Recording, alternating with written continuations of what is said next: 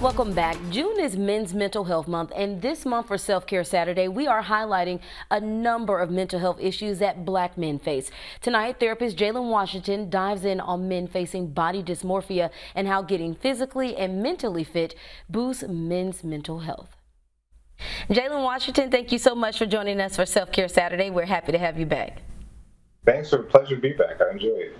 So, Jalen, we know mental health is a taboo subject for Black men, but with this being Men's Mental Health Month, talk about the importance of raising awareness to the issues that men face. Oh, absolutely. I mean, there are so many issues. I mean, especially right now, dealing with the post-pandemic-ish kind of time that we're in.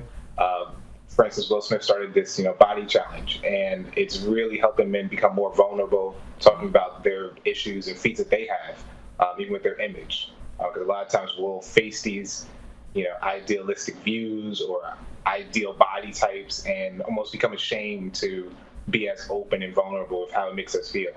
And I think it's a great step. It's a great way to look at something that men care about, being fitness and their image. And we're able to open the conversation about how we're feeling and what's going on. That's so true, because I mean, we saw people talking about that everywhere, right? So one of the things I want to focus on too is that, Mental Health America reports at least 6 million men in the U.S. suffer from depression. Obviously, so many things contribute to that, especially for our Black men, as you just mentioned. But let's discuss specifically body dysmorphia in men and how that impacts men's mental health. Talk about that. Oh, sure, absolutely. We run into this gambit of finding ways to cheat the look system, whether it's a new type of fitting T-shirt or pants. This way we fit this slender build, and we're almost limiting ourselves. And so when we look in the mirror, a lot of times we expect to see, this chiseled, ripped person or this lovable, skinny guy, whatever it is.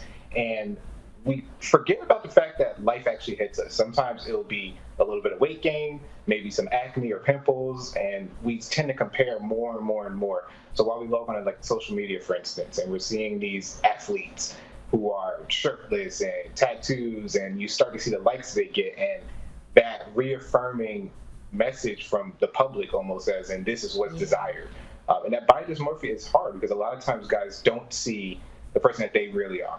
They might see themselves in extremes, whether it's they're extremely overweight or they're way too skinny. And they fit in so many meals in their day and so many routines and get ripped quick systems because they want to fit this image that they feel as though people would rather see. And then they tend to compare themselves and become more upset about how they look. Yeah, and you touched on a very important subject because, I mean, we as women, we suffer from that too. You look at social media and you're like, oh my gosh, I need to look like the next top supermodel. So it does do something to you. And you touched on this a little bit early, remembering Will Smith revealing his body during the pandemic, and it kind of started that wave of Black men, to standing there showing their stomachs and they're like, look at me, expressing that they deal with body issues too. How does sharing these types of stories help boost confidence? Because that's what it's all about, right? Absolutely. The more that we're able to share as Black men about what we're dealing with, what we're feeling, it almost allows someone else to share their story or feel like they can relate somewhere, whether that's through our pandemic weight gain, whether it's through our just daily issues. When we're vulnerable to each other, it allows and makes it acceptable. Because again, we're trying to change that narrative that we have to hold all our feelings in and all of our thoughts. Yeah. And, what message would you send to those men who are kind of dealing with that, with this being Men's Mental Health Month? The first part is loving yourself. I know it sounds so cheesy and cliche, but we're all here. We're all fine. Regardless of what kind of shape we're in, what kind of mood we're in, today's a new day, right? Today's a day for us to get started, whether that's getting back on some kind of routine, whether that's just accepting who you are. Maybe it's going to get new clothes that fit you better. Instead of comparing. And a lot of times it is hard to fight that comparison, but it's so much of a need to filter your own, just exposure on social media and the internet and in public, and just be comfortable with who you are for today.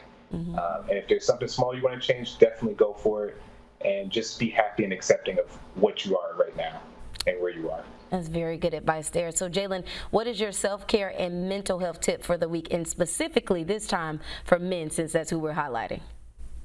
Oh, absolutely. I think right now my biggest tip is protecting that white space on your calendar. A lot of times we'll find ourselves adding more tasks and more duties to our calendars, to our to-do list, to our reminders, and not appreciating those small spots of freedom and breaks. Yeah. So definitely make sure you're protecting those white spaces on your calendar. Leave some open time to kind of just fluctuate and do whatever you want, and enjoy your time. Yeah, that's great advice for everybody to take. Exactly. Jalen Washington, thank you so much for weighing in for us on this for Self Care Saturday.